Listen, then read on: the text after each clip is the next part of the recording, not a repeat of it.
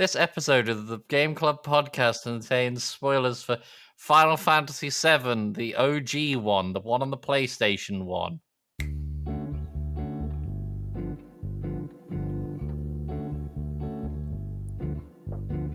As an editor, this is a great audio. 10 full seconds there where I said we're recording in 3, 2, 1 and then looked at you guys for someone to start the preamble, only to be met with us staring. Everyone staring at each other. So I made an interesting purchase today that's video game related. It's not another banjo, is it? It's not another banjo. Is it a new fight stick? It's not a fight stick, but it is controller related. Okay.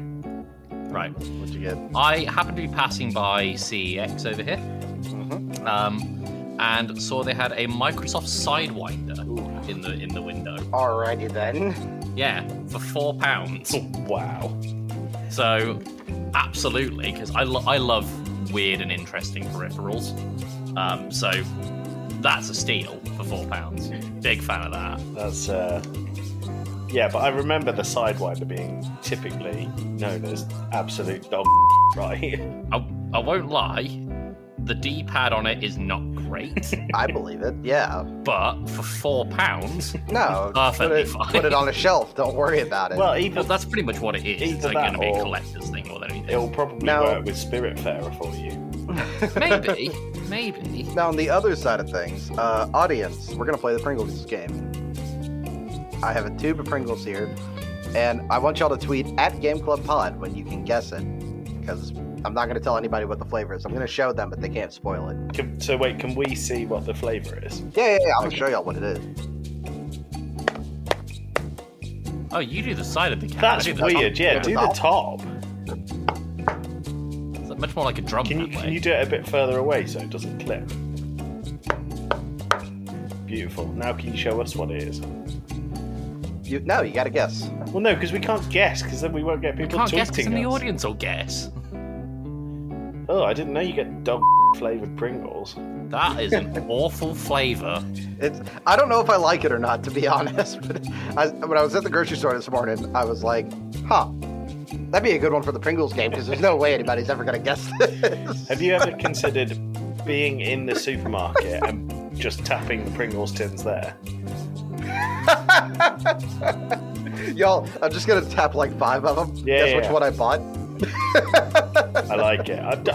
You're going to need to turn down your mic if you're going to laugh like that, dude. So for the audience, Slade's in a new room with a new recording setup and still tweaking the mic. But so apology if there's any clipping. I'm going to try my best to fix it. Slade, stop having such a good time. Sorry, I can't. Be more miserable, dude. That's okay. Well, you had us play Final Fantasy VII. I'll just re-invoke everything from it. Well, I wonder if Slade enjoyed the game. Tim already knows. Yeah. Oh, that's a bit sad. Where's the sense of surprise? We all agreed that you... Spoilers, by the way, for everybody. Yeah, this episode contains spoilers for Slade's opinion. Well, I think Slade's opinion, generally, if it's... is negative. if it's considered a fairly recent classic, you'll probably hate it. Resident Evil 4. That's not true. Resident Evil 4, Final Fantasy 7. What else have you hated, Slade? I'm going to the game ratings right now to look. But Undertale go burr. There's a lot of games. Control it down and faff around with triggers. There's a lot of games I've hated. Ocarina of Time would be the other one. Modern classic, yeah. Yeah, that'd be it.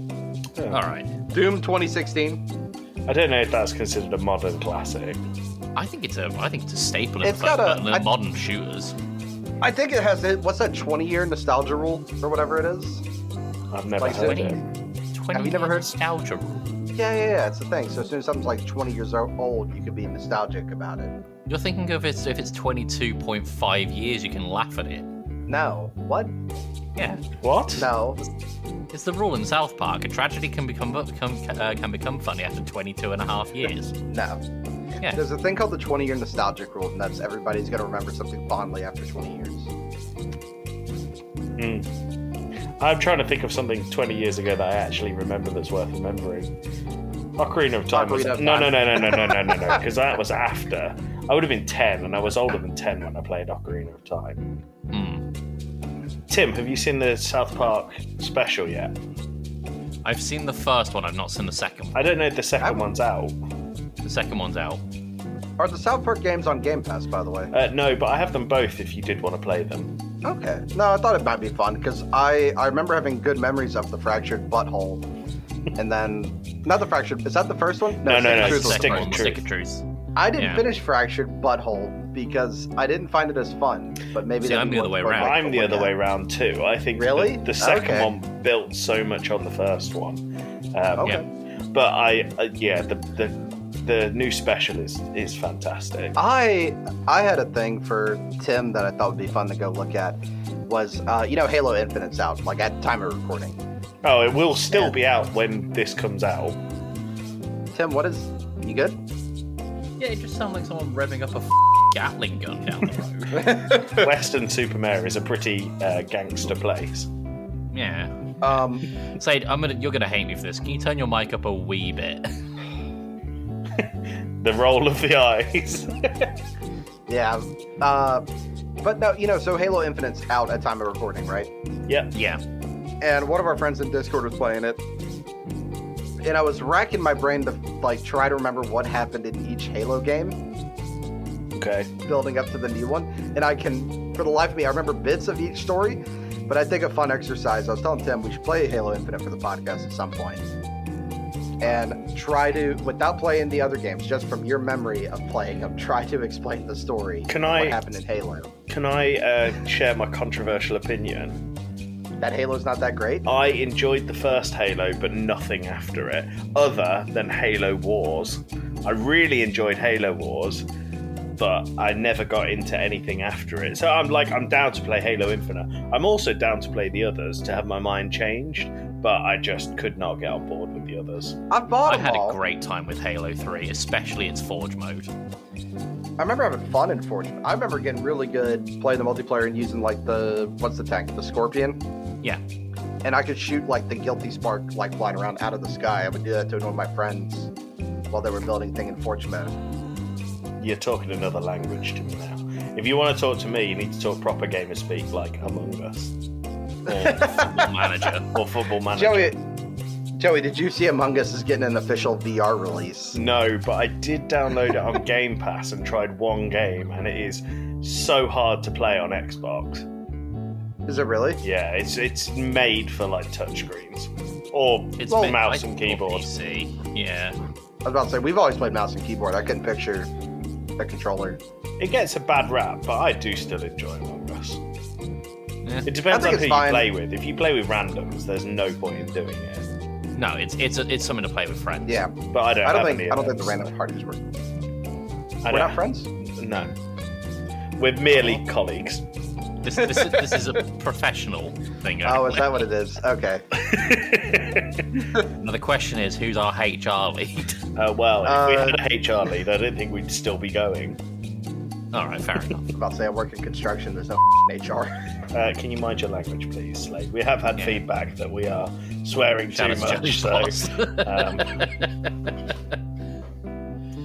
He never said we're swearing too much. He just So I'll tell you what happened. My friend Lawrence found the podcast, and I don't know how he found it. I think it's probably because his friends are the one that do Pixel Vision, who I shouted out in the Last Chance Awards. Sure. Right. We sent them a tweet, say, we've shouted you out and you're really great, and I imagine it got back to him that way. So he said to me, have you ever heard of the podcast, the Game Club Pod, or Video Game Club, because that's what we're called? And I said, no, I have never heard of it.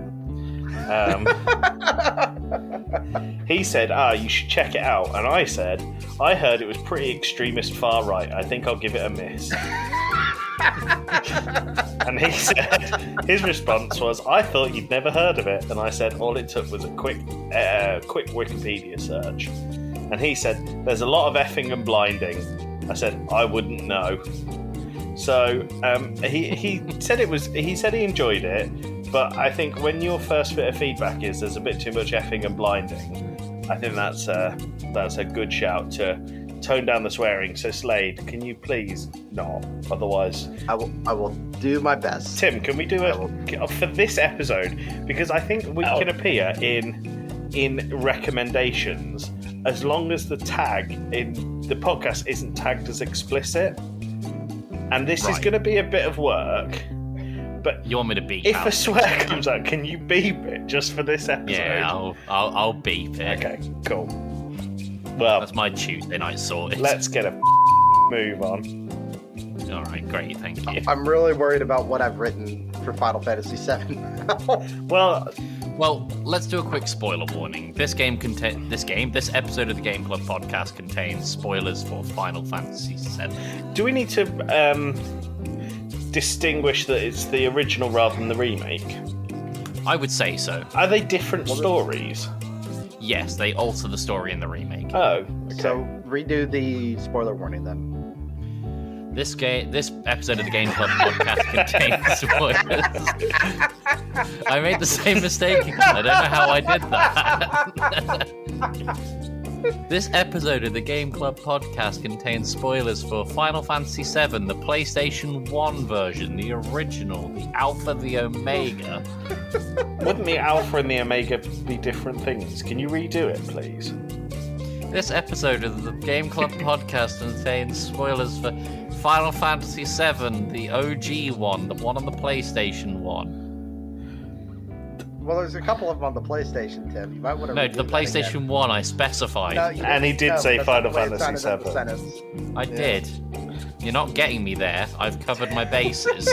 All of them, thoroughly. Yeah. All right. Shall we crack on with the episode? Let's do it. Let's hear that sweet intro music. Slade, do the intro music. Beautiful. All right, cool. We're joined this week by a gong.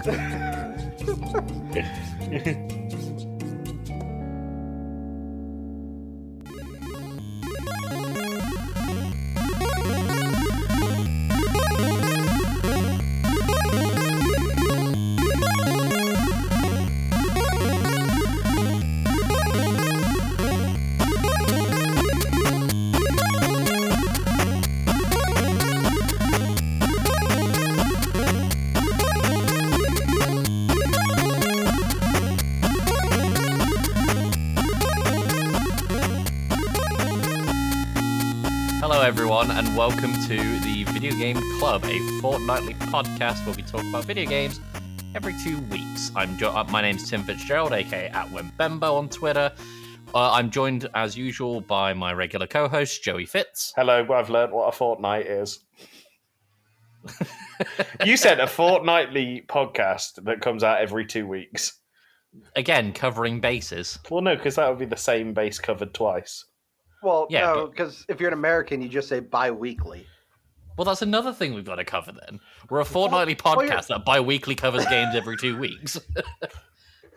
You're not covering all your bases, Sam. That's all I want to point out. To me, bi-weekly would be twice a week. No. So that's like, it's like the, what is it, biannual and what is it? Yeah, so it's like biannual. So it'd be like, It can be every 2 years or every 6 months. Yeah. But no, to me, bi-weekly would imply every twice a week. Yeah, but again, it's one of these interchangeable things. Because of these bloody Americans. Before we get too into I'm Joey... joined by my other co-host, Slade. Hey, hello everybody. I have a question for Joey before we even start. Oh, God. Do you have your microphone plugged in? I do. It's the right way round. It's plugged in.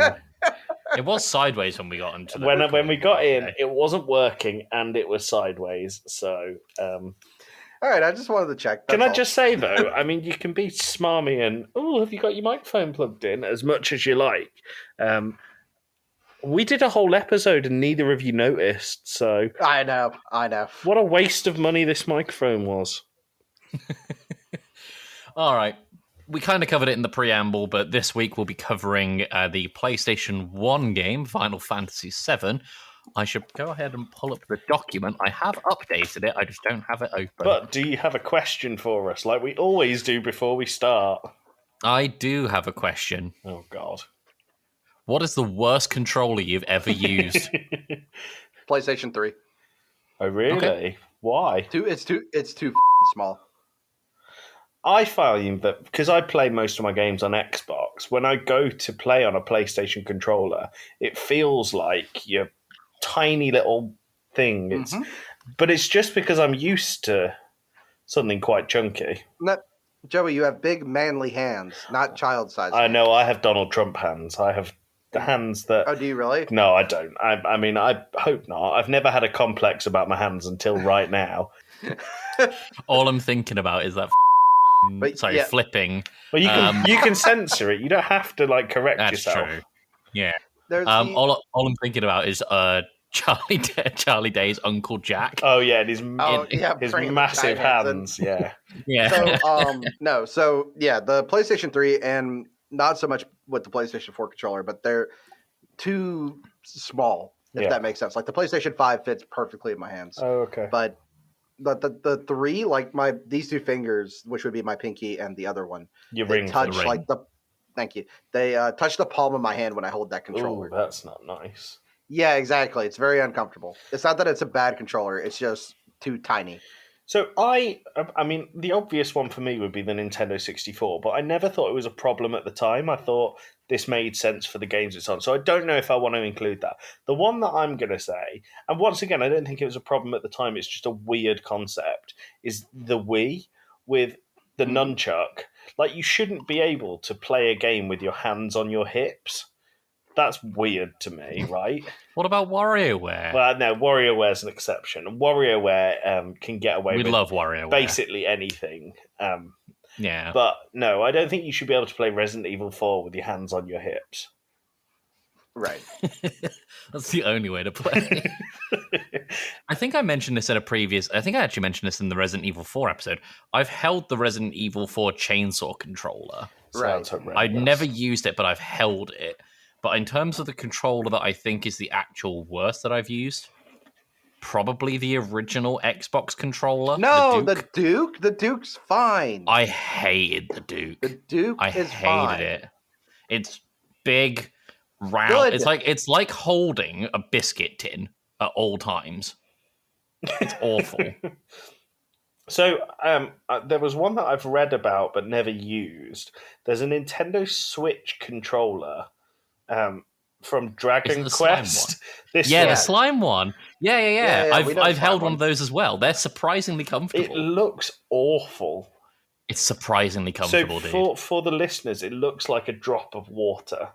But the controller... It's a slime from Dragon Quest. Well, yeah, but not many people will have played it. Dragon Quest is fairly popular. Fairly popular, not... Well, so is Final Fantasy, but still. I was going to say the original Vive controllers, which, Tim, you still have. Yeah, I get on really well with them. Well, when you move to the Index ones, whenever you upgrade from that, you're going to notice such a difference. Right, but that's a comparatively speaking thing. I'm just talking bad off the bat. I have to say... Oh, that and the Ouya controller. If you Google worst controller designs, you get one for the Nintendo 64 that looks like a boomerang, which I've never seen before. Then really? The original Xbox controller is second picture, and then the third is the Nintendo 64 controller. So I remember a concept for a PlayStation 3 controller that was a boomerang shape. Is that there's like that? No, there's an N64 controller that's like boomerang shape. Oh wow, I've never seen that one before. Yeah, but all three of them came before the Power Glove. It's so rad. Tim, sorry, did you say your one? Either Xbox. the Ouya or the Duke. The Duke. That's what it's called. It's called because the Duke. it's a behemoth of a controller. The Duke it's is massive. fine. It's huge. It's fine. It's like you're holding a beer keg with triggers on it. Okay, that's okay. So I remember there was a Sega controller that you put like a Tamagotchi in the top of. That's the original Dreamcast controller. What the hell was the deal with that? Why would you ever want a Tamagotchi in your controller? So as far as I know, this is actually built for Sonic Adventure 2 and Sonic Adventure 1 with the Chow Garden. What, and they just made it standard for every single controller? Yeah. That's so just bizarre. for that game. But the thing I hate about the Dreamcast controller, the cable comes out the bottom. It's so weird to me. Yeah. It's like how the idiots at Nintendo put the charge port like at the bottom of the Switch. I don't see a Well, it can't go on problem the with that. side. If it was on the side or the back, that would be okay, but it's on the bottom, which means that you can't play handheld, charge it, and leave it like on a table. But like, think about the logistics of the dock. If the charging port was Okay. anywhere else other than the bottom. I have no idea. It would be hard to put a little like pivot in there because other things have a charge like port that's a pivot. But again, that's a moving mechanical part, which is prone to failure. Or just a second port. A second port would be nice, but You're asking too much, and you're eating crisps in the microphone. Are you really trying to give Tim a heart attack? That was vile. That made my stomach churn. Did not enjoy that, Slade. Would y'all rather hear us swear or meet you in the mic? I would rather hear neither right now. Vote now. Stop. Call the Game Club pod. Call the police. Arrest this man. Call the Game Club pod. All right, Slade, do you want to put your personal number there? Sure. I have your number. I can do that for you. I was about to look up Tim's phone number and like be prepared to read it. Oh no, you got to remember, I'm beeping this episode a lot, and I can send Joey your number. I have the Joey power has my here. number. I don't have your number. Joey has my number. No, you do. Yes, you do. No, Yes, you do. No, I don't. I hate this Monty Python sketch. It's in our Discord DMs. The it isn't. I'm sure it isn't. I mean, if it is, I didn't save it. Well, it's there. Do you know what game I really like? Final Fantasy VII. Let's talk about it. Should we? Yes. I can't find it, Slade. I promise it's there. Well, I'll find it one day. So Final Fantasy VII. Oh, I just found a message that says, "Oh, we hit 500 listens today." Memories. Memories. Oh, I have got your number. Yeah, I it's told you. All right. It's no, it's not really. Tim, please beep the area code. Oh no, because no one knows you're in Alabama. It's true. I've played a banjo for you on stream before. They're going to know you're from Alabama. Yeah, exactly. So, Final Fantasy VII was released on January 31st, 1997. However, Final Fantasy I celebrated its 34th anniversary yesterday. The time of recording, so that is December 18th. So it's pretty apt that we're talking about it, or rather Final Fantasy today. It, of course, launched on the PlayStation 1 across 4 discs. It also came out on the Microsoft Windows Store, iOS, PlayStation 4. It got a release. Got a release on Android, Nintendo Switch, and the Xbox One. At launch, it received an 89... Well, rather, I say at launch. It's currently got an 89% on Metacritic and an 8 out of 10 on IGN. It won several Game of the Year awards in 1997. The DICE Awards gave it the Console Adventure Game of the Year, as well as the Console Role-Playing Game of the Year. And DICE also nominated it for Interactive Title of the Year, Outstanding Achievement in Arts and Graphics, and Outstanding Achievement in Interactive Design. I am curious as to immediate thoughts. I know Slade is going to be a moaning Myrtle, so I'm going to avoid that for a minute and go over to Joey. Moaning Myrtle. That's a Harry Potter reference for you. That is a Harry Potter reference. You know, I'm not I've even a never seen Harry it. Potter fan, I know that one. I've never seen Harry Potter. I mean, you're not British, so it probably isn't that. Or important. missing much. I'm not a massive Harry Potter fan, but it's one of those things that every time you, someone, like at work, we had themed quizzes and loads of people really enjoy Harry Potter, and I managed to get all of them right because all the really hard trivia is basic knowledge. So, sorry, it's very basic knowledge. But yeah, so Final Fantasy VII. Yes. I have to say, so there was a bit of a journey with Final Fantasy VII in more ways than one because the story's a journey. I went into it and the first few levels thought, I really hate this. I'm really not enjoying this. There was a lot of dialogue. I thought the battles were not engaging and took way too long. But I think when you get invested in the story, I actually really started to enjoy it. And full disclosure for the podcast, nice and early on, I didn't finish the game. I think I got 3/4 of the way through, and I hit a brick wall, which I'll explain in a little bit. But after this, I think once we've played the next game for the Game Club pod, which is a big surprise to all of us, and we don't already know it in advance. I definitely haven't completed it already. I'll go back and I'll finish this because I want to finish the game. So, like, it's JRPG. I don't think Final Fantasy VII is like the best example of the best of JRPGs. I said in a previous episode, if I could wipe any genre of game off the face of the planet, it would be JRPG. It's definitely not my favourite genre of game, but I enjoyed this. There was bits of it that we'll come on to that I hated and thought were ridiculous, but the story kept me really involved. The story really drove this, and I think that it was full of memorable moments. So yeah, I think overall I enjoyed playing this, and I will finish it. Very good. Very good. Right. Let's put a gun to our heads. Slade. You sure you want to? Yes. Let's get this over with. Let's just pull the trigger and go. All right. It's awful.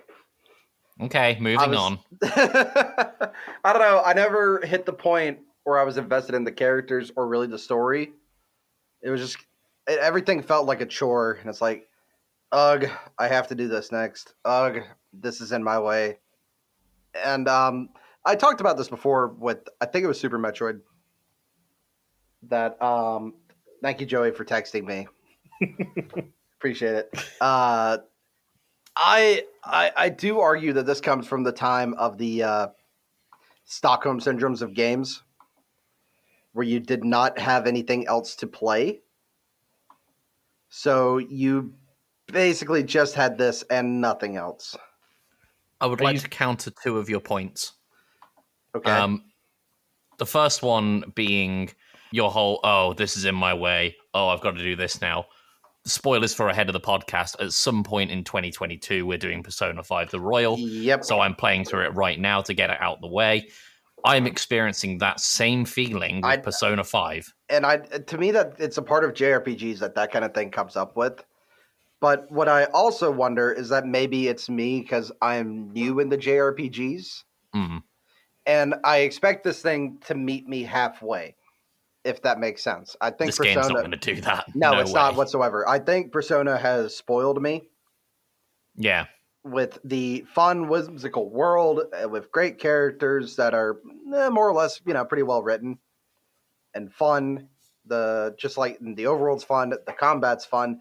And in this, I always felt like the combat was either monotonous or it was okay, and the world was just a hindrance one after the other.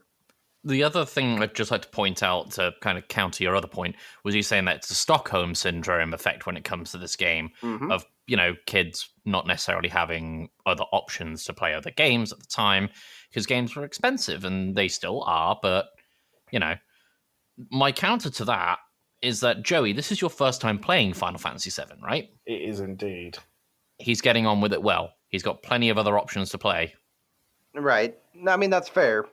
Joey, would you play this outside of having any other options, though? Yeah, and I will do. Like I said, I'm going to finish it. No. If none of us told you to play it, would you ever go do this? Is my question. No, but that's not based on the game. It's based on the fact that I don't typically... Like, my game of choice is not a JRPG. Right. Whereas I quite like a JRPG. And I have, like, an emotional tolerance for JRPGs, if that makes sense. Right.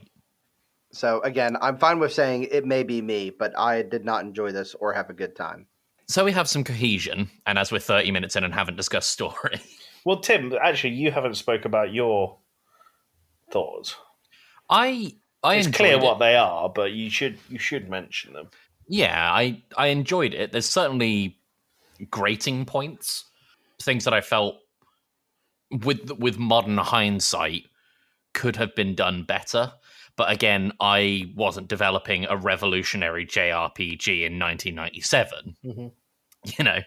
This thing, regardless of how you view the game, revolutionized not only 3D graphics, but also the JRPG genre. It arguably was one of Sony's biggest titles on the PlayStation of that generation. Mm-hmm. So Sony might not even be where they are today without Final Fantasy VII. It's Which got a lot of merits to it. I think that's a bold claim to really make, though, because there's so many other things that kept Sony in like the leaderboard for game development at the There time. are, but what other JRPGs? I don't think were you there? could. I don't think you could just say this held it up by a certain percentage.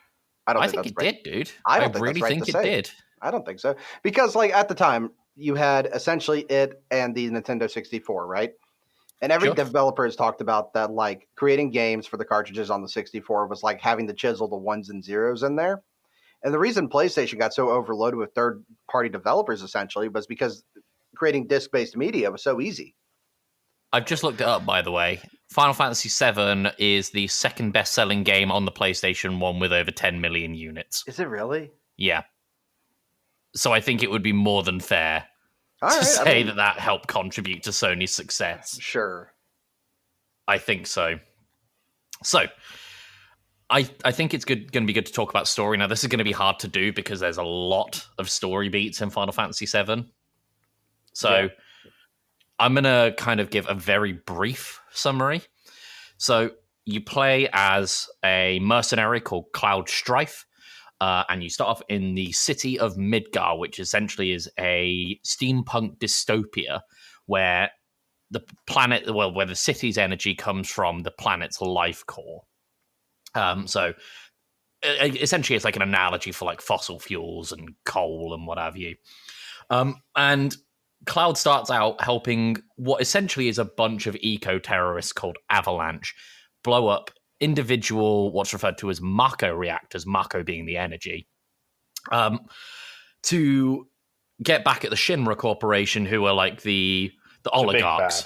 The big bad. They're the big bad of Midgard. They're not the big bad of the game as such. They're kind of like a stepping stone. So after a series of heists, essentially, on these Mako reactors, you're driven out of town with a couple of people from this group called Avalanche, and you end up making your way to this place called Niflheim, which it turns out that Cloud is from. From there, you end up building a party, and you end up chasing after this super soldier referred to. He's called Sephiroth.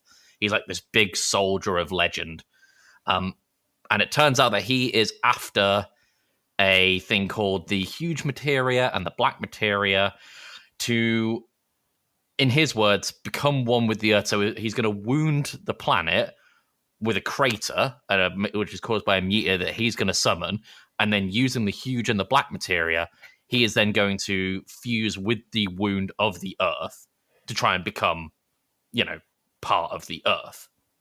And it becomes your party's goal to stop them. And for lack of a better term, it's a team of ragtag vigilantes that travel the world in by different means, by plane, by airship, by boat, by riding chocobos, which are like giant chickens, or just by walking, and then getting into these individual villages and towns and cities and helping out the people in there.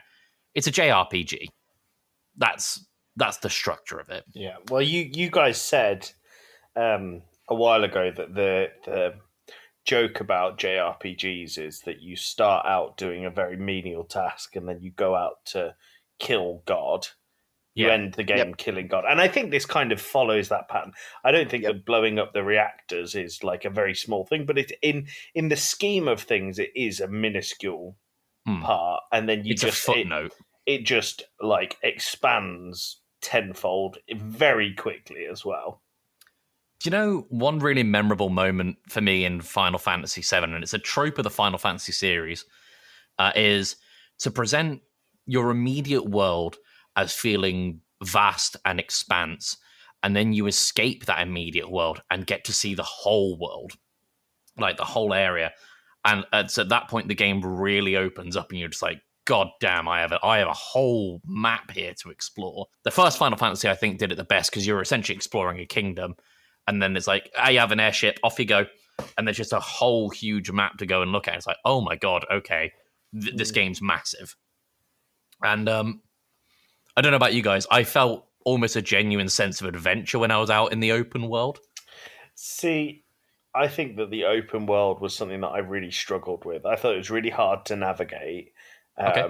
And particularly when you got sort of maybe halfway through, after you managed to get, I can't remember what the airship was called, the one that you can fly over water. Are you talking about the little Bronco or the actual airship? No, sorry, the little Bronco. So the little Bronco, I think when I got there, I was relying on that far too heavily because my assumption was you're given this airship, so everything that you have will be in view of the airship. And once you leave a vehicle when you're in the open world, it never moves. So I was forever trying to find the Jeep thing that you get, that the all-terrain vehicle, the all-terrain vehicle, and the little Bronco. I was forever losing them, and I was stuck to one island at a time while I was doing it. So I think I think that the areas that you explore, and we'll come on to the art style, I have no doubt, were vibrant in places and dreary in others, like intentionally done. But I think that the exploring and the openness of the world was not a strong point for this game, personally, for me. Okay. Slade, your thoughts? I've written a little spiel like I did in Dark Souls. Okay. I could read that now. I could read it later. Well, you've said it now. Let's read it. You've said it now. You might as well address it. Okay. And this is why I was kind of panicking when y'all were like, you need to watch your language on this one. Mm-hmm. And so I'm just It's going to be one long beep, isn't it? Yeah. Maybe. There's a big section that's probably going to be beeped, but it's got a lot of my grievances and other things. And I'm just going to say it, chocobos. I don't know why they're popular. I struggled for like an hour and a half to capture one of the goddamn things. And was that to get past the giant sand snake? As to even get and like go over the swamp, like in the beginning, right out of Midgar. Can I tell you a secret? I never caught a chocobo. I never rode a chocobo apart from in the chocobo race. I just outran the snake. Wish I should have thought about that. I thought I had to do it, so I struggled with that. So there's a bit, sorry for the listeners, there's a bit where you leave this main city and the next place you have to go, it's like swamp or sand. And in the sand, there's this giant snake, which is way, way, way over leveled for you. So you will die if you fight it. And basically, it shows as like a shadow in the open world. And if it catches you, it initiates a battle and inevitably it kills you. Now, if you're on chocobos, you are quick enough to outrun that. Or if you time it right, you can just avoid it. Which is what I did. I never caught a chocobo. I went to the chocobo farm after I did the Temple of the Ancients. Okay. So if y'all don't mind, without interruption, I'm just gonna read my thoughts here. I can't promise without interruption, but crack on. That without interruption was like, stop interrupting me. Stop getting in the way of me moaning. If there's anything I'm good at, it's complaining. Okay. So, me and JRPGs have never really gotten along, and this one cements to me why I would normally avoid them with a passion. The characters all seem rather token for a JRPG. There's easily spotted plot points at times. You know, as we've said many times with JRPGs, it's the power of friendship to kill God. I don't think that 100% applies to Final Fantasy VII, but in ways it kind of does. I also think you could probably take 60% of this game out to cut it down, and I don't think you would be removing a thing, and you could still get the point across. However, in the game's credit, without this game and Square Enix, I do wonder if we would still have the same level of JRPGs in the West now that we have. So I know there's somewhere that there's some credit that I'm not giving the game, right? And I cannot figure out if it's me, if some of the game's not communicating to me, or if it's just something I'm not picking up. That's fine. The time-based combat is atrocious, and I will not hear otherwise. It's awful. I don't understand why it's timer-based and not turn-based. Turn-based makes sense. Timer-based is just arbitrary. There's no reward. There's no benefit to it being on a timer. No reason. And now my A button, because of the timer, has to be in physical therapy. Other than that, if I did recommend Final Fantasy VII to somebody, which is why I think I'm playing it at the wrong time, but if I did, I would recommend it to like a 12 or a 13-year-old middle school emo kid who hisses at people and is on the watch list for who's most likely to I'd recommend it to them. Because to me, the characters kind of fit that. But okay. Yeah, maybe not include that. Yep. I wrote that in, and I'll say the best thing I was finally told was that the fast forward button for combat, for me to move quickly, and the speed up time was like the greatest thing I was told. Okay. Because honestly, the game is so slow and drags on so hard without because that fast it's a PlayStation 1 game from 1997. I know, and I know they're trying to pad out the runtime, which is why I think you could honestly They're not padding out the runtime. Are you why joking? Why is it on 4 discs? It doesn't need because to be. It's a huge game. There's a whole open world. I know, I understand that, Tim. Are you shitty, dude? I'm not saying 1 disc. I'm saying 2 discs. There's a lot of. Oh wow, 2 discs. 2 would be fine, but 4 just seems egregious, right? I would like you to keep in mind the storage limitations of discs around that time. Right, but there's a lot of faffing around in this game. I don't know if there is. There is some faffing around. There is some grinding. That doesn't take memory. There's some grinding and faffing around. I think they could have shrunk it down to 2 discs. I really do. There's a lot of. That's fine. We're not going to agree on this, but no. I don't see the point of about 60% of the game. I'm also going to hard disagree with you on the ATB timer. No, that's awful. No, the combat timer is absolutely not awful.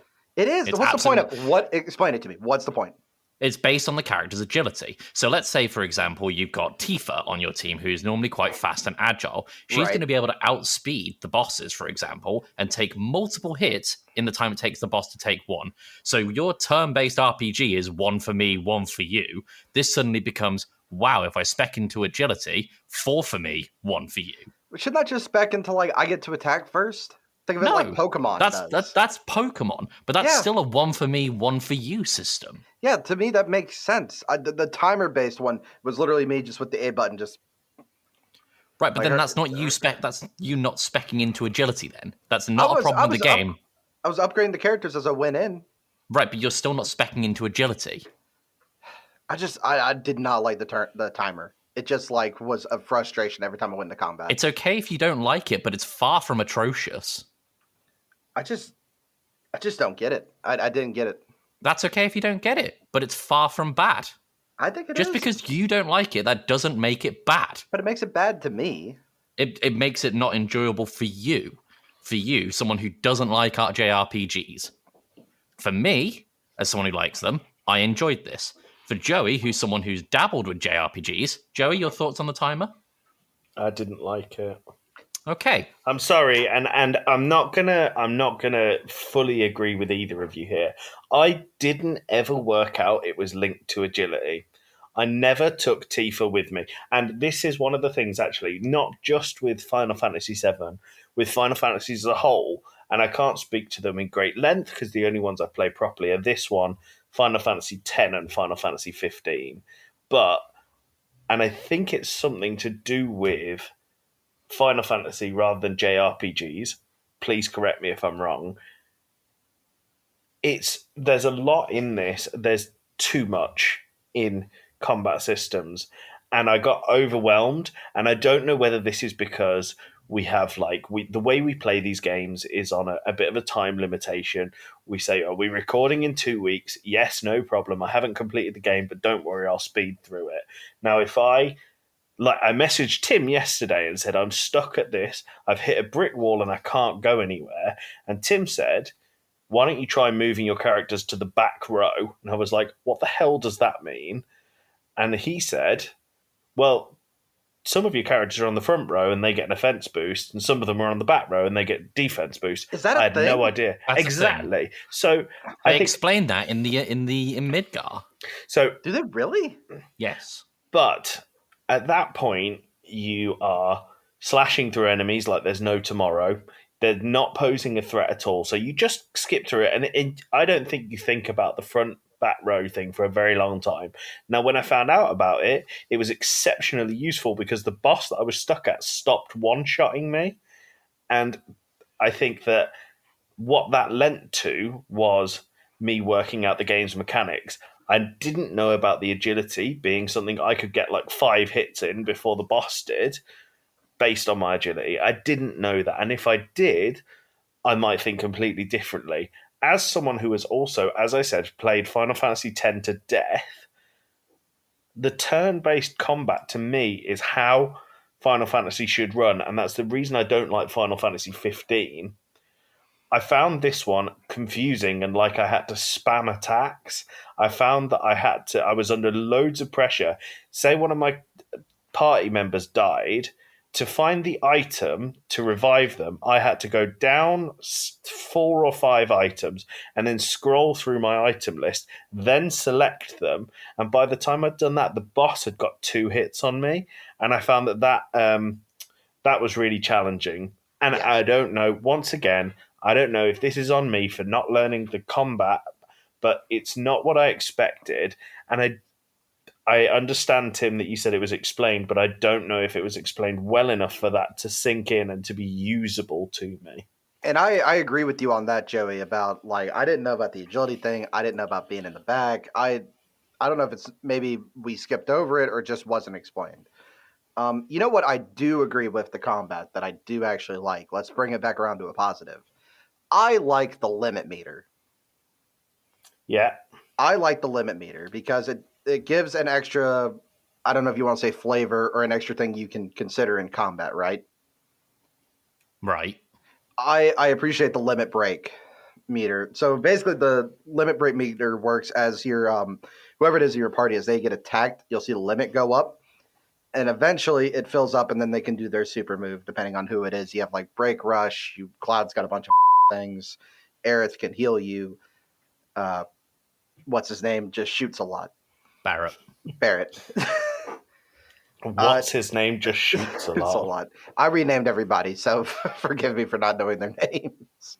I did too. I actually warned him of this, that I'm going to struggle because I named them stupid names. I also named them, but I'm just like very familiar with the characters and the lore. Should we go over what we named people?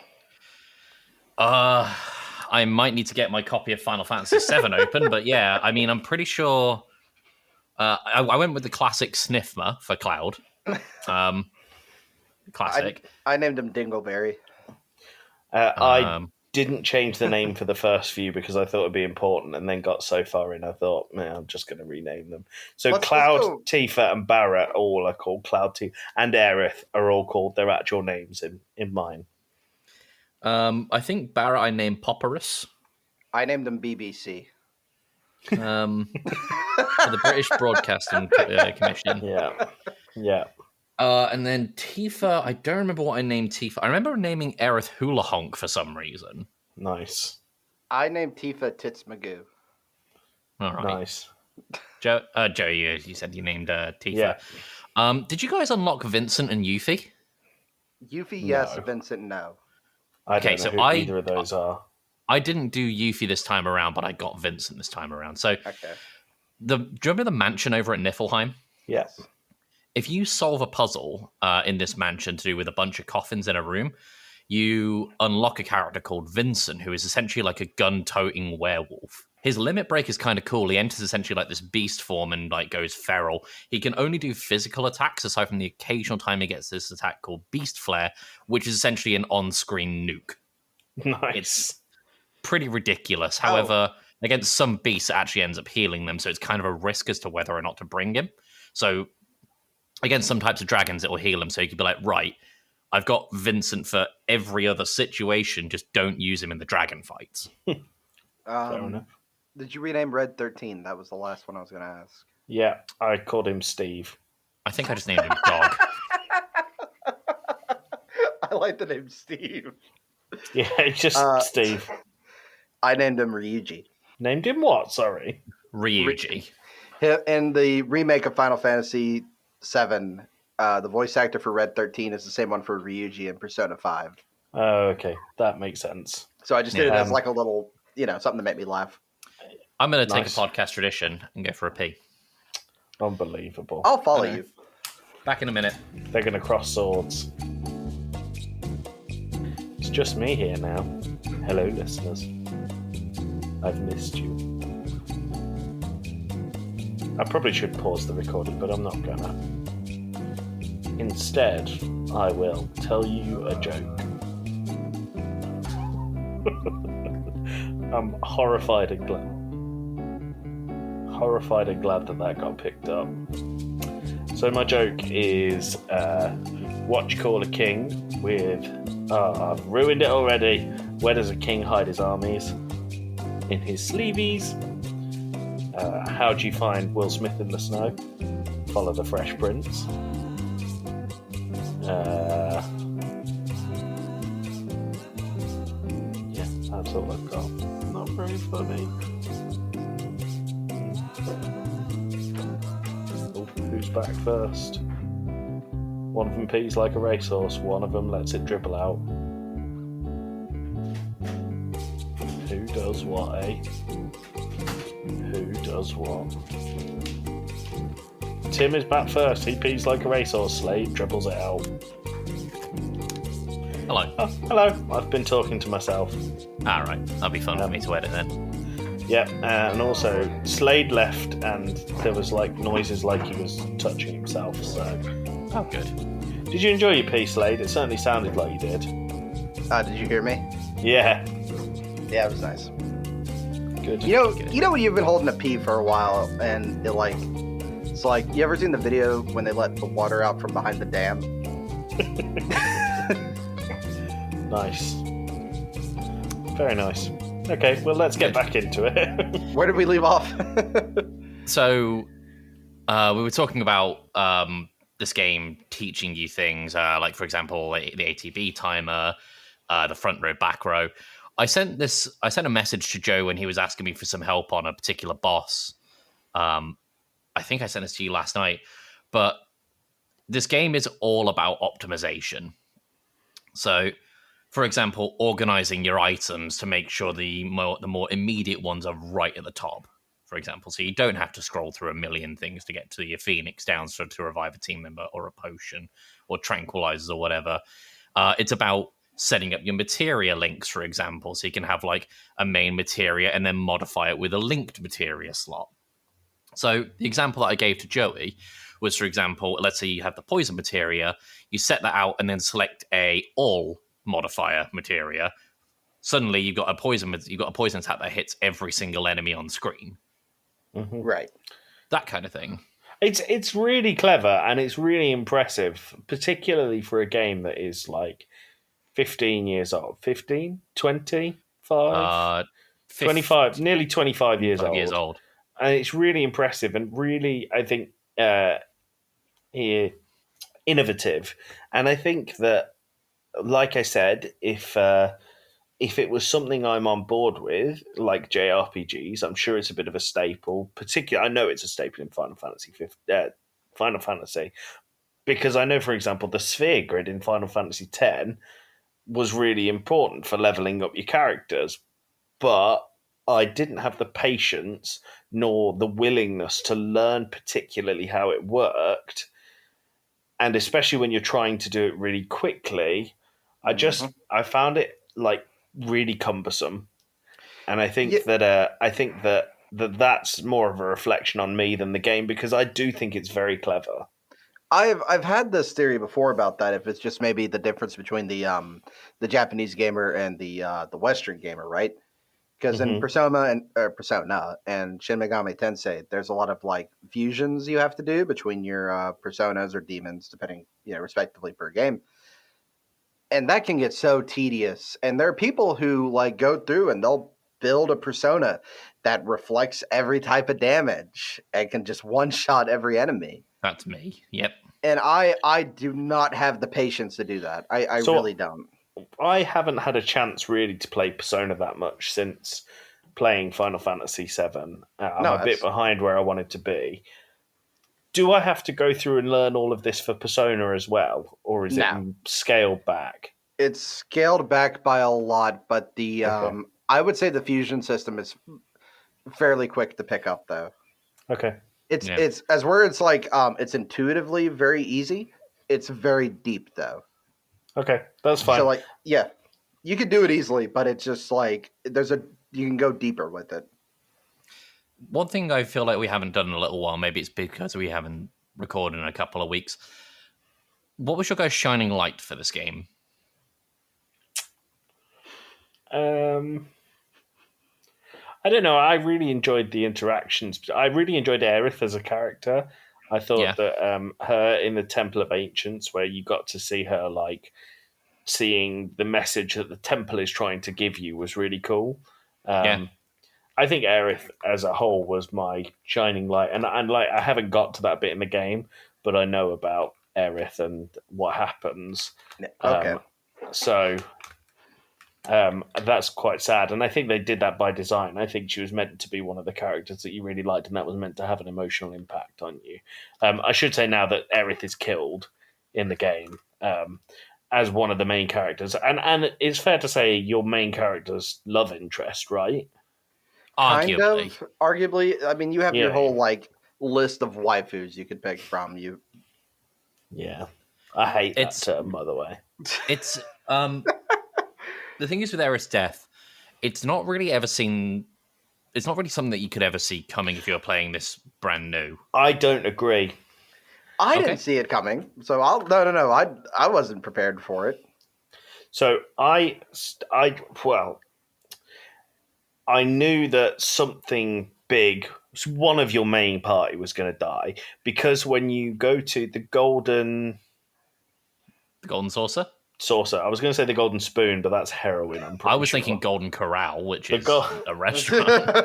the golden saucer, you get your fortune read, and the fortune says something along the lines of, I didn't write it down, it says something along the lines of, you will complete your journey but at a great price. And I took that to mean as one of your main party will die. So I think it was foreshadowed, but it wasn't particularly clear. So I understand why it was easy to miss. That was at the Golden Saucer where I was lost and talking to everyone and really focusing quite a lot on the dialogue, because I have to be honest, for a lot of it, it's very word heavy. I was skipping through a lot and assuming where to go. I will say, as much as I love this game, I hate the Golden Saucer. I hate it every time visiting it. And you visit it about 3 or 4 times in the story. Yeah. I do not get on with that area at all. I find it really hard. And I know there's big words above the doors and pipes that you're traveling through. I still find it impossible to navigate. There's a lot of this game though. We haven't really touched much on that. That to me, it's hard to navigate. See, I know you had a problem with Midgar when the first time, because this is not your first time giving this a go. No, and even in like other parts of the world, because to me, I think it's just like an old school texture thing that I'm trying to determine what's above me and what's on my level that I can like go up to, if that makes sense. I understand. So like interpreting because there's a lot of time spent like, can I do this? Can I do that? I understand. I personally didn't have that issue, but I see what you're saying. Yeah, it's hard to interpret sometimes what is climbable, what's walkable. It can be a struggle sometimes. All right. I think. Slade, Sorry, I Karen. think that lends itself to something I mentioned right at the start when we were talking about it, and that's the art style of it, and it's that kind of JPEG background that they did so that they can cram loads more data onto this and not make like dynamic backgrounds. And I agree completely. I think there were areas, the train graveyard in particular, there was one point where there was a ramp that you had to go up, but you had to go down a level to get onto it, and that was not clear on the art. So much so that I looked up a guide that drew a line of where you needed to go. I also had to do that in the Temple of the Ancients. When you're following the guy, I think it's really unclear sometimes what you have to climb versus... Sorry, dickhead's outside my flag. Tim, who are you? I'm a Final Fantasy VII fan. But I think what I was saying was that the Ivy, there are bits where it's not clear where you have to climb, and on that I looked through walkthroughs, and I had to say I had to go and see exactly where I'm meant to go. Once again, that might be because of the time pressure, but I think that the art style, while it's very clever, they did to get loads more content on the discs. It doesn't lend itself well to being entirely clear as to where you have to go. I feel that, and the only comparison I have graphically wise to this is the original Fallout 1, Fallout 2, which have, like, when you're exploring the world, have that same isometric view. But as we're it's easily still, even in that game, to get confused as to what you should be climbing and not. But they did their best to make it clear, and I don't feel like that was 100% here. They did this, and Tim, please correct me if I'm wrong, because I'm pretty sure Resident Evil did this as well. The original Resident Evil did. The original Resident Evil did this. The difference there is, because it was a horror game and claustrophobic, everything was quite tight in, so it was always quite easy to differentiate what was and what wasn't traversable in the map. Whereas in this, you have the areas where you're really close, and the main thing you can see is cloud moving about, but then you have this thing where you have like this grand scale and beautiful views that they've drawn in, and you're like a speck on the screen, particularly if you're playing it handheld on the Switch like I did, and that makes it really hard to understand where you can and can't go. And I spent a lot of time just like bumping into corners that I couldn't go to. But I do think it's something you get fairly used to fairly quickly. Apologies, my grandmother is calling me. Hello, Grandma Slade. Goodbye, actual Slade.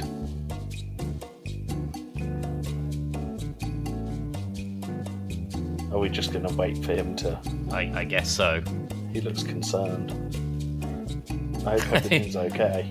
To be fair, I think he's been essentially dealing with tech with his grandparents for the last, week. Oh, okay. Yeah. Fair enough. Fair enough. I am... So... In Bloodborne, I introduced this section where I read bad reviews of the game. Mm-hmm. And I'm really annoyed that I just can't find a bad review, and that speaks to how good the game is. But I can't find a bad bloody review. For Final Fantasy VII. It's meant to be hilarious, but it's not. They're all like, oh, isn't this wonderful? I wonder if that kind of leans into the circle jerk that Final Fantasy VII is the best. It is a bit of a circle jerk, I'll be honest. I'm not... Hello again, Slade. Hello. Is Grandma Slade okay? No. I'm going to install one of those, what do you call it? The Ring.com doorbell thing. Oh, okay. Yeah. And I've had 12,000 questions about it, but I don't think they're going to learn how to use it, so I don't think it matters. Tim said that you've been dealing with tech stuff all day with them, so... All week, sorry. So. They said a Alexa was too complicated, and then they bought this doorbell. So nice. Very cool. Nice.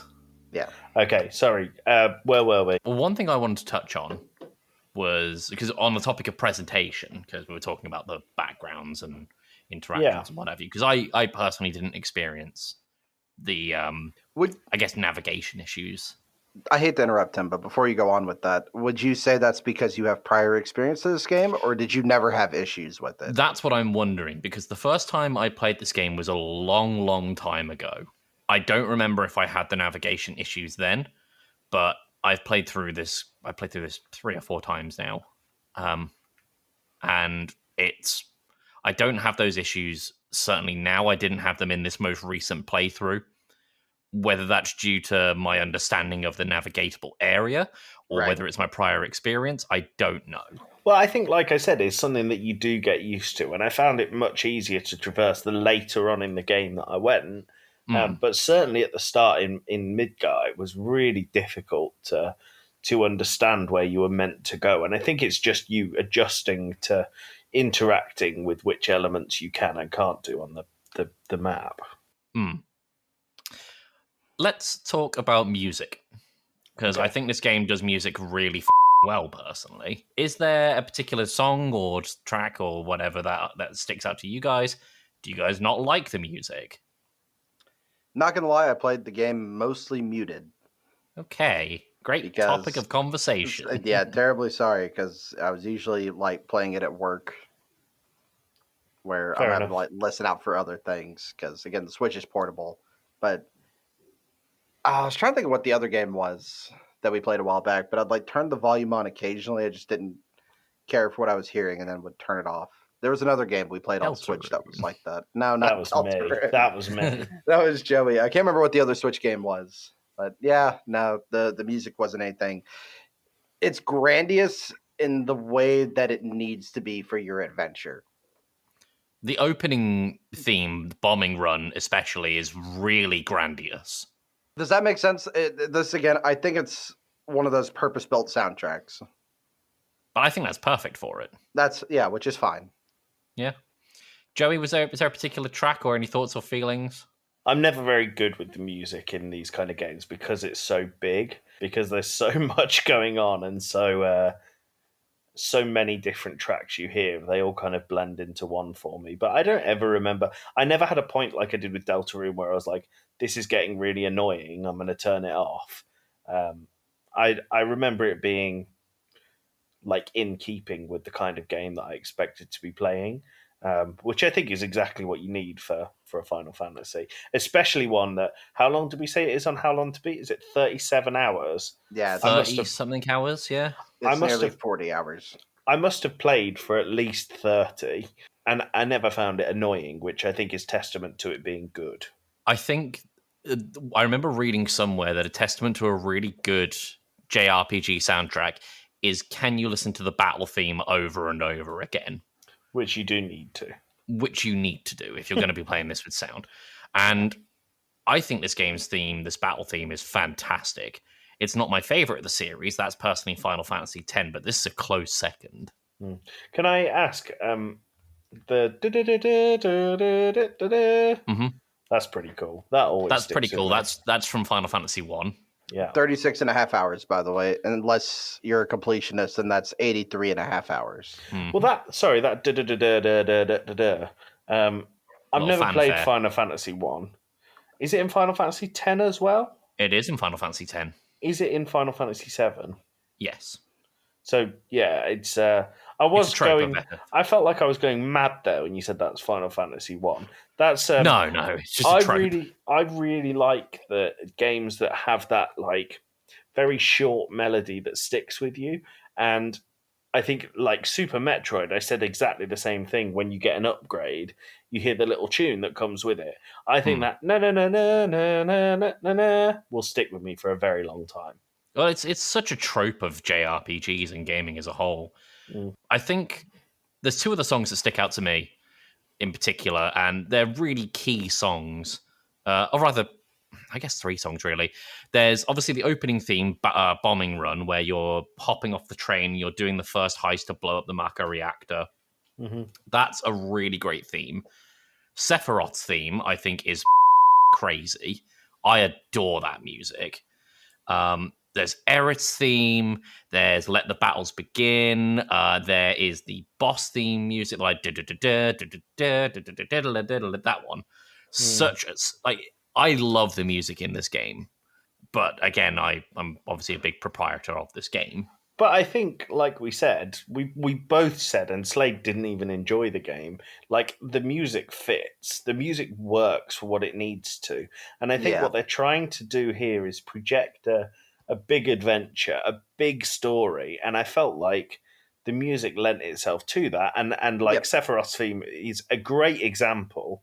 I think the bit that I remember is the music behind, you know, the cutscene where he burns down the village and he burns down Niflheim. Sephiroth turns around, and the music that goes with that just fits so well to portray this man is not just a bad guy, he's evil. I think straight evil. Like, I think it worked really well for it.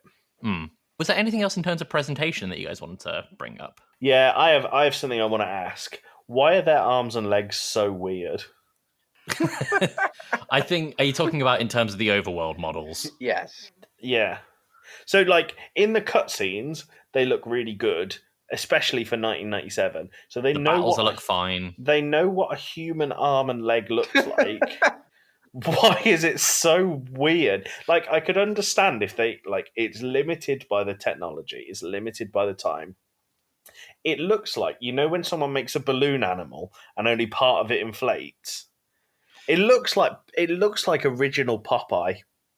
It's weird. So I have a theory for this, and it's essentially you got to keep in mind these were being played on CRTs on less than HD quality. They needed a way for the limbs to stand out from the character model so you could see what was actually happening in the overworld. Okay. That's my theory. That's just me trying to think about when this game launched. I just think they needed to show where someone's hands were and their shoulders were. I think that's simple as it gets, but they looked weird to me. I think the models look great in battles. Yeah, I always found it a bit jarring when you went from the overworld, how it looked, to battle. Was like a weird shift. I think as well, the fact that, one of your characters, Barrett, who you have pretty much from the start, his thing is that one of his hands is a gun. Mm-hmm. But the overworld character models, I never got that. I felt like he was maybe holding a gun or had holstered a gun, because everyone's hands and arms look really weird. They do look odd, but again, I think that is because they were playing on sub HD, on CRTs from 1997. They need a way to differentiate the orientation of the model. Yeah. I'm going to have a quick look for other games that have come out this time to make sure that I'm not being too harsh. I will say, thinking about the music, though, and Tim, you were talking about, can you listen to the battle music on repeat? Mm-hmm. And my answer, even as much as I like Persona, the battle music on repeat is awful. I hate it. So, like, in the Royal, you can change, like, school uniforms to change the battle music, and I found myself doing that constantly whenever I got sick of a song. Right. Just to give me something different. That's fine then. If you didn't like the battle music, that's fine. I think the battle music's fine, but once you've heard it for like the 100th time, you're just kind of like roll your eyes and hit the See, beat to me button. though, it sets a tone for what you're getting into, and that's what I enjoyed about it. Plus, I love Final Fantasy Final Fantasy's battle theme, because it's all very structurally similar to each other, both in melody and composition. It's there's a definite structure to the fanfare, to the battle theme. I guess the other tropey music as well. Yeah, none of it ever got funky though. So, okay, going back to the art style of the character models, I think because they were like polygon, very heavy. Yeah. I wanted to see what other games were released in 1997 to do a quick comparison. GoldenEye on the N64, which was more limitation than this. I think the arms and legs were done well. Tomb Raider was also released in 1997, and she does not look like... I mean, she's got other areas of her which look like boulders, but they're not the hands and shoulders. I think it was really weird and quite jarring, to be honest with you. The only caveat that I would have to that is that those games, those examples, GoldenEye and Tomb Raider, are not open world games. This is. Yeah, but it doesn't mean you have to choose that style for the open world to run around, because obviously you have two character models, right? Yeah, there's obviously the overworld model and the battle model. Right, so how much more... Because I'm not a developer, I don't know. No. And I can't see those assets being too big of a storage difference between them. But there's quite a lot of detail in the battle model. That's why right. That's why a lot of games, like if you look at Mario 64, for example, there's a thing called an LOD for a level of detail model for when the camera is really zoomed out. The game's trying to have this whole world loaded, so it makes a more resource friendly model, which is what I think this partially is, along with the orientation of the model based on the fact that it's a CRT playing an open world game in 1997. Right. I think I understand what you're saying. It is open world that has its extra limitations, but I'm really harping on about the arms and legs of the characters here, but they're unusual. They were so weird. I feel like it's obviously not a design of the character, because they're not like that in the far more detailed battle sequence. I think you have your JPEG backgrounds so that you can put more detail into your characters, Right. And they haven't really done that. I know that they've like used huge amounts of space for the time, because they had so many areas to fill. So they needed these backgrounds. I just think it would have been easier to make them like tubes, like, toilet roll holders, and they wouldn't look as jarring. They would look weird, but you can do things with that. Even in like, go ahead, Joey. No, I was just going to say, like, having like big square blocks on the end of people's arms, it was just bizarre. They're just that jacked. Well, my other half of this that I was going to bring up was like, even in like cutscenes or when you have like close-in character models, I was always kind of caught off guard that they never use the combat models that look way better, right? Because obviously I'm watching like, an MP4 file, essentially. Why couldn't you use the better-looking model? Again, that's going to be a space-saving thing with it's got to be cutscenes. It's got to. You could cut some of the faff out and probably have the space for the better-looking models, I would argue. How would you feel, Slade, if they had the battle models in the cutscenes, but actually it was released on 6 discs instead of 4? It's too much. It's still too much. For the record, by the way, Slade didn't actually have to physically change any of the discs. He was also playing on the Switch version, I believe. Can I ask, if in 1997 you had this game and you bought it and disc 1 was missing, could you start from disc 2, or did the game lock you out? Ooh. I don't actually know. Do the Googles, Tim. I will do the Googles later. I think it's a fun hypothetical to think about. That'd be fun, right? Just start from like the second disc. You'd have no idea what was going on. So I would have to imagine you can't, though, because obviously the second disc is obviously a plot continuation of the first, but also a statistical continuation of the first. I think there must be something though if your disc gets destroyed, right? No, so there's 3 discs, not 4. You need all 3 to play. And I think actually it makes no sense to be able to go straight from 2 because your character is so customizable throughout the thing that you would go to disc 2 and all of your progress would essentially be reset. Yeah, there would be nothing to start from. But that just had a bit of a brain fart to do it. Do you know what point you swapped to disc 2? I want to say it's after the Niflheim burning scene. It's really far after that. Go on. After Aerith is killed in the Forgotten Capital. Oh, wow. I thought that was the disc 3 swap, but fair enough. Nope, the question here is, when do I change to disc 2? And someone said after Aerith is killed in the Forgotten Capital. So Joey mentioned while Slade was away that as a part of a regular bit that he'd like to bring in, he's started looking for bad Amazon reviews of, or just bad reviews of the game. Yeah, just bad reviews. Joey, you weren't able to find a bad review. No, I wasn't. There was plenty for Final Fantasy VII Remake, loads of them for the remake. And it might be because of the, like we said, the game's nearly 25 years old now.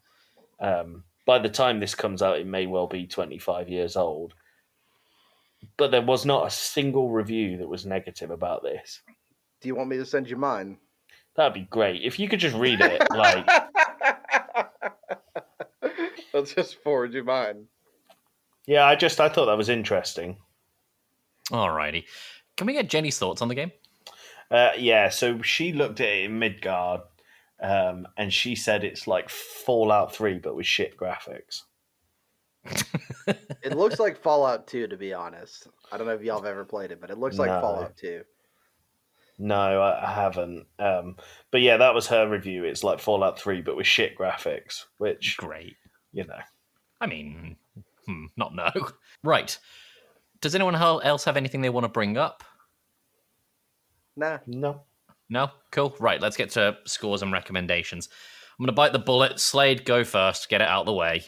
Sure. So I've said this before. Other people have said it. I can't recommend a game that I didn't enjoy and didn't like. I've said this before. Other people have said it because I said it before. I can't do it. The difference is I can see the influence and what it did for JRPGs in the West. And I'm going to give it a 4 out of 10. Okay. I was expecting a 4. My ears. Looking forward to editing that one. Sorry, 4. Thank you. I'll use that one. Joey, your thoughts? Ratings, recommendations? I think, caveat again, I've not completed it. I actually, can I go back and say I have got something I want to talk about? Yeah. Because I've just remembered why I want to talk about it. Because I've hit a brick wall. Because I'm hugely underleveled for where I'm meant to be. And the reason for this is because on the Switch version, I don't know if you can do it on the other versions. Tim, you might be able to tell me. Not on the PS1, Android, or iOS versions, but I'm pretty sure you can on the PlayStation, Xbox, and Switch.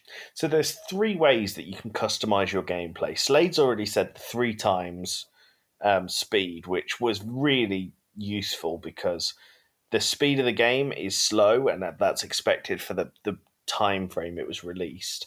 But the other 2, you can start a fight with limit breakers, so your special move, and that recharges, and you can use every single one of your attacks as a special move.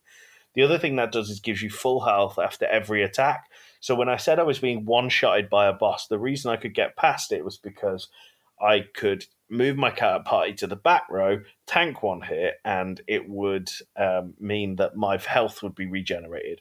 I only used that for the last 2 bosses I fought because I was so underleveled. I reached an area at level 21 that Tim said I should have been level 39 for. And the reason for that is because the third one, and arguably the most useful but most detrimental, is like a no random fight zone. Yeah, so you essentially just cut out overworld battles. Am I boring you, Slade? No, sorry. Because I wanted to get this finished and didn't, I cut out the overworld battles and just did the boss battles, and it meant that I didn't have the chance to level up. So I think I understand why they did the 3 times speed. I actually don't think there's a need for the other 2, and I think it's like a falsifying of the game experience. And like, if I wasn't so time constrained, I would be really annoyed at anyone that did it. And I'm a bit gutted that I did. So that's my go on. Sorry, Tim. If it makes you feel better, because of the time constraint, I also pretty much exclusively played this on 3 times. But also when I was in the overworld, I did use the the limit break health thing. Yeah. Just while I was in the overworld, I made it a point to not do it during the bosses because I think an important part of this game is strategy. So to make sure I got that experience, I still did that. Again, I've played this game 3 or 4 times, so I'm more than familiar. I don't feel like it had a detriment on my experience myself, but this comes from someone who is familiar with the game. But I think like when you're porting a game to modern consoles, the 3 times speed, like they knew the game was slow, otherwise they would have made it 2 times. 3 times is extreme, and I think like there was a puzzle in the Tomb of the Ancients where there was something rolling towards you and you had to fit within the gap of each of the thing. And when I first did that, I did it on 3 times and it was impossible. I just ended up getting pushed back to the start. So I had to play it on normal speed, which is fine. I had to play the boss battles on normal speed, which is fine. But the limit break and full health, as well as no overworld battles, I don't see the point in doing that unless they went, we've made this game far too arduous for the casual player, so let's have a mode where we nullify the challenge of the game. I actually think that's a detriment to the game itself. Yeah, I agree. I also think with it being a modern port, because again, learning about these things, especially about the combat and whatnot, I wish I had known about them sooner. Maybe, and we've said this too, Nintendo's also guilty of this. When you port your old make stuff more clear. listen to your fan feedback. We said the Switch Online stuff needs to have the instruction booklet. There's plenty of clear PDFs online. Yeah. Just, and I think this game would benefit highly from having just a PDF. Yeah, dropped fair into enough. it. But yeah, so sorry. The score I give, I'm gonna say I do recommend it. You can see, like Slade said, you can see the influence. I think the story is great. It's a bit slow to get into, but once you're into it, I think you'll be invested. Because I haven't finished it, and because of the brick wall I've found myself at, because of the additional help that the game has given me, I am going to give it a 7, which I think is quite harsh because I am enjoying it. But I do think that they should have given me that luxury of being able to skip fights and to have full health, because I just feel like I've cheated myself out of a bit of an experience there. And I have to be honest, I'm not going to go back and start it again. I'm going to grind from where I am. That's fair.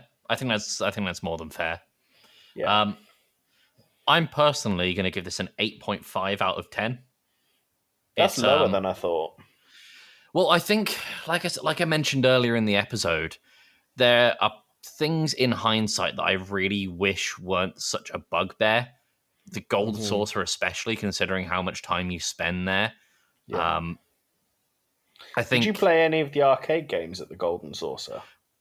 Probably when I first played it, but on this playthrough, I stuck to the Chocobo racing, the battle arena, and chasing Kate Sith around when Kate Sith does the thing. Kate Sith being the cat. The cat that I called Dickface. Yeah. But I think there's one thing in there, actually, that reminds me of the really weird motorbike section. Yeah. That didn't feel like it fit within the game. There's a part coming up then that you are going to feel like does not fit with the game then. Oh, okay. I think it's great fun, but I think it's definitely out there. And I also think the Chocobo racing was really bizarre. I don't think I worked out how to do it. I just bashed buttons until it worked. I've never been great at Chocobo racing. I can catch a Chocobo, no problem. Racing them, no. How did you find the racing, Slade? I don't want to talk about it. All right. Well, I think it's fair to say that it's definitely getting a recommendation from me then. Okay. 2 recommendations, 1 non-recommendation. On average for us, it's a 6.5 out of 10. Wow. That's saddeningly low, in my opinion. Yeah, I think that is it's quite close to what I gave it, but I do think my one was harsh. And when I finished it, I might come back and revisit that score. Okay. You'll have to let us know on the podcast if you do want to alter that. Yeah, are we? No, we're not allowed to change scores. Absolutely. Are you kidding? Opinions can change over time, dude. I think that you can alter the scores as long as it's for a legitimate reason. I feel like our argument over Deltarune, Resident Evil 4 and Undertale is not a legitimate reason to change scores. So my score would change based on the fact that I have finished the game and that therefore have taken on more of the game to have an opinion of. I really want you to let me know when you get to the final 2 fights, Joey, because they are some of the best in JRPG history to me. Okay. All right. Cool. Right. I think that's going to about wrap it up from us for this week. Whose turn is it to pick? Is it Slade's? Slady baby. Raising his hand in an audio format. Great. I was drinking. Right. Slade, what are we playing next time on the Video Game Club? Next week, we're going to be playing Persona 5 The Royal. No, we're not. Next week? We're a fortnightly, released twice bi-weekly, every other week podcast. Joey's 14 days. Joey's face when I said Persona 5. Well, I knew you were joking, so... Like I said, this is a real surprise to us all, this game. No, we're playing Bioshock Infinite. Why Infinite and not one of the first 2? Well, the only reason I picked Infinite over the first 2 was because you've played Bioshock 1. And 2. And 2. So I went with Infinite because that's the one you have no idea about, which I thought would be more fun to do. For the record as well, I think we're skipping out on the Burial at Sea DLC, correct? Yes. I don't know if that's imperative to the story. yes and no. It's more of like a, by the way, there's this kind of thing. It makes sense if you've played 1 and 2 and Infinite, obviously. Yeah. Okay. But it's not vital. It ties the BioShock universe back together, if that makes sense. And I have this on Xbox and on Switch. What would you recommend I play it on? For performance, I'm going to say Xbox. If you're looking for portability and convenience, I would say Switch. Can I tell you a story about when I bought this game for the Xbox? Because it's one of the few. I have about 10 games that I have physical copies of. The rest are digital downloads, and this is one of them. And the reason I paid cash money for it at the time, I didn't really. I bought it. I've not played it. I thought, shit, this is a really cool limited edition cover. I've never seen it before. It's really cool. That's the orange one, isn't it? It is the orange one. And when I got it home and opened it up, what had I found? But they just turned the normal game sleeve inside out at the shop. So one really cool thing, I don't know if you can get it anymore now, but because I had BioShock 1, 2, and Infinite on PC, I got the remasters for free. Yep. Oh, that is cool. So if you have it on PC, those games, you get those remasters for free. That's a really refreshing, non-money grabby attitude from a developer. Yeah. And also, it's kind of timely we're talking about it because the next BioShock game is supposed to be announced or come out soon. Yeah. The theory at the moment is that it takes place in Antarctica, which I'd be excited to see. BioShock, Sub-Zero, Subnautica. All right. Well, I think that kind of wraps it up for this week. As mentioned at the beginning of the podcast, I've been Tim Fitzgerald, aka at Wembembo on Twitter and Twitch, and sometimes Instagram. Joey, where can they find you? I have been Steve the dog from Final Fantasy VII. You can find me on Twitter if you search hard enough. All right, great. Slade, where can they find you? You can find me on Twitter at Slade Plays Games. Fantastic. Pop quiz, Joey, what's our Twitter handle? At Game Club Pod. Fantastic. Hey, also don't forget to fill out the Spotify questionnaire. Do you want to know how many people have done it for the last one that we did? Sure. Hold on, let me just Or find do you want to do that in post amble? Let's do that in post amble. Yep, all right, we'll see you next week. See you in 2 weeks, everyone. Goodbye. Bye. Enjoy the Bye. music. Goodbye, stupids.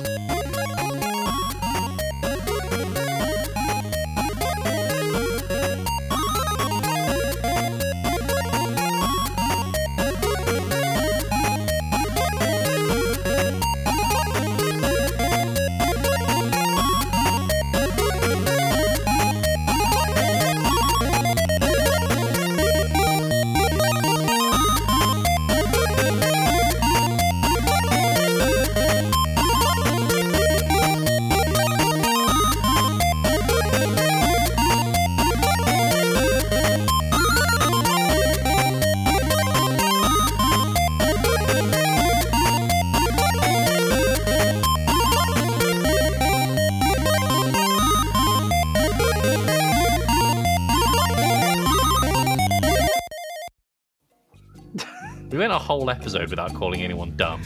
Well done for making it Swear-free as PG as well. Yeah. Everything except for my review, which I didn't want to alter, but I stand by my sentiment of it. So, the question is, what was the most satisfying thing you've done in a video game? We have a singular reply from Slade that says, deleting Resident Evil 4. Great. I'm just going to show you something as well. I'm just going to post this in the Discord.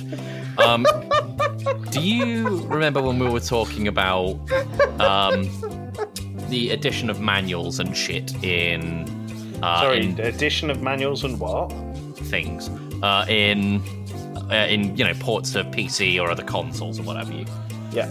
I was just looking at the BioShock and the BioShock Remaster page on my Steam library. I'm posting an image of what I see in our Discord. Ah, it comes with the manual. It comes with they uploaded the PDF of the manual that you would get in the game, so you can just have that there. Who makes Bioshock? That is Insomniac Games. Oh, well done, Insomniac. Sorry, Irrational Games. Irrational. Well done, Yeah. well done, Irrational. Much better than Insomniac. We've always preferred you. No, that's. I'm just gonna go ahead and double check now. So, yep, it's there on the remaster. It's there for Bioshock 2, and it's there for Bioshock Infinite. So it's there for all of them. Bioshock 1, I played through twice because I got outside the final boss door, and my game hard locked and died, and I had to do the whole thing again. I was stuck on a step and it just kept going, would you kindly, would you kindly, would you kindly, would you kindly, would you kindly, would you kindly, would you kindly, would you kindly. I was like, well, Joey, this is not what I meant to be doing. Joey, would you kindly? No, I wouldn't. I would aggressively. All right, fair enough. I would do so impolitely. Lovely stuff. Okay, I'm going to stop the recording. Unless, Slade, you have a hilarious quip you want to end with. No, I don't. I was going to see if y'all have been playing anything fun on the side lately. Oh, are we keeping this in the post-amble? Yeah, let's pop it in the post. Yeah, just because we haven't chatted in like a while. Sorry, there was a swear in there. Sorry, Tim. I said bucket. Bucket. Lovely. What have I been playing? I mean, I told you I downloaded Among Us and it was incredibly hard to manage on the Xbox. Yeah. If you guys play Among Us, though, you should let me know because I think it'd be funny. Is it crossplay? Is Among Us crossplay? Yeah. No, Among Us is super crossplay. I used to play with people who played it on Switch, PC, and their phone all at the same time. I've been playing, of course, Guilty Gear because I will never stop playing Guilty Gear. What's a Guilty Gear? Well, do you have 3 hours for me to run through the lore? I have a car with an engine that has some gears that have done some pretty dodgy things in their time. You've got the game already.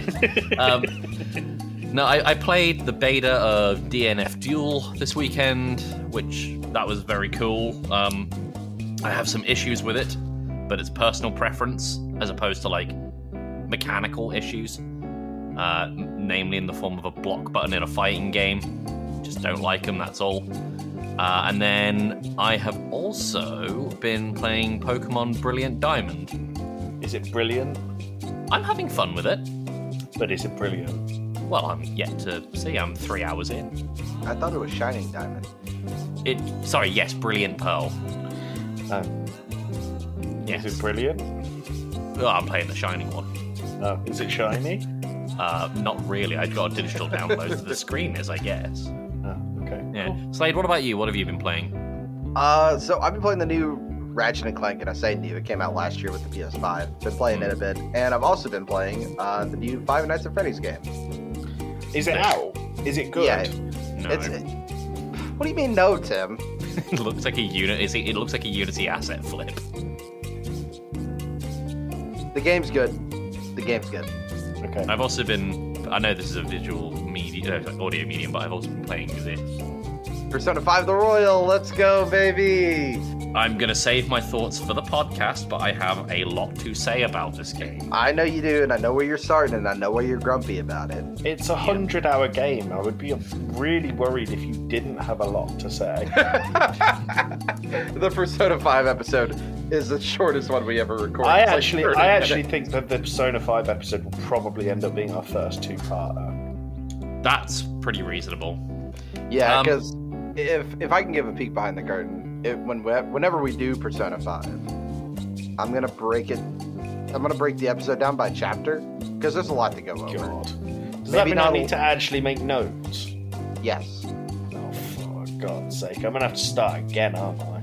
Joey, question. What No, version of the game did you get? Did you get the Steelbook or the regular? The regular. Okay, fair enough. I ain't been a weeb and buying a Steelbook edition of a game I've never really cared for. Joey, how far along are you in it? Or have you even started it? I have started it. I mean, there's a gym teacher who's obviously Okay, you're in the beginning. so. You're in the beginning of the game. You're good. You don't need to start over. Just start making some you're in Palace numero uno. Okay, cool. So yeah, just take some notes from there. I will do. So for fun, I've been playing, or I've downloaded and I'm going to play tonight, which I'm really excited for, is have you guys seen the Matrix Unreal 5 engine? Yeah. Yes. That looks really interesting. I forgot about it, and I need to download it on my PS5. It looks incredible. Like, I've not seen anything of the story, but I've seen some of, like, online, the compilations of the crashes and the hyper-realism of the crashes of the car. It just looks absolutely mind-blowing. Unreal 5 is a mental engine. It's good. They showed it at the Game Awards. And I just need to go give it a shot. Speaking of Unreal and what have you, Final Fantasy VII Remake actually launched on the Epic Store this week. Do you know how much that game is on Epic Store? Keep in mind, this is chapters 1, 2, and like a middle chapter. $80. I'm gonna guess $50. $50, Slade? 80. Slade is closer, but he is over. It's a $70 launch. Ooh. What? Mm-hmm. Is this why it got absolutely panned online? Well, the PC port is not very good, I hear, which is a shame because I was really looking. Like, I played the remake Chapter 1 on my PlayStation 4 and had a really good time with it, albeit I was deaf because of the PS4 fans afterwards. So, but I was really looking forward to playing this on my PC, and I don't know, it's apparently not reviewing very well because of technical issues. Oh, I will say, Tim, I don't know if you saw the leak from like a Avid Atlas data miner, right? Mm-hmm. That Persona 3 is getting a remaster. Again, it's a leak. I'm not one of these people that takes leaks seriously. They've been extremely accurate. So I know, but I'm much more of a straight from the horse's mouth kind of guy. It's supposed to be announced in February, and if that's so, then we're going to throw a Persona game in for 2023. We're already doing one.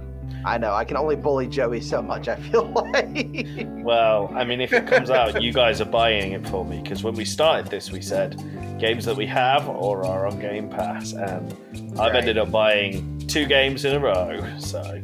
Wait, what was... Well, I bought this one, and I've bought Persona 5. Right.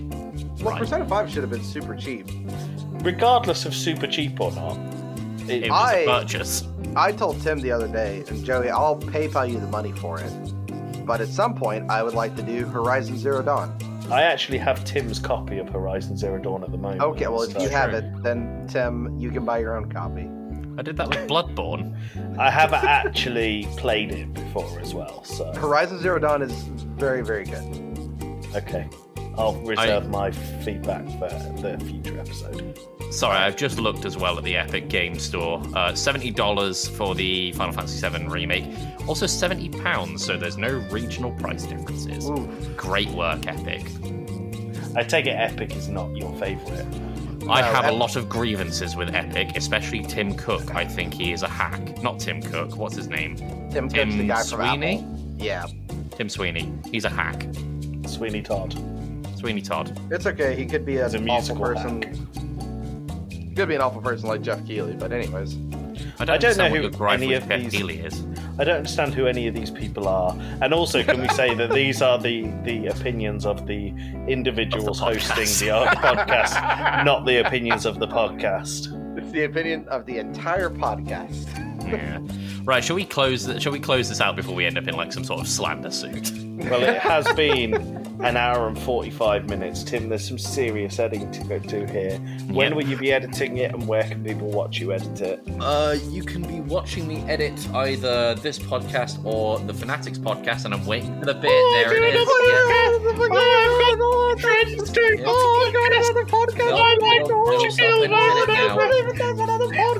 Any minute now. Thank you.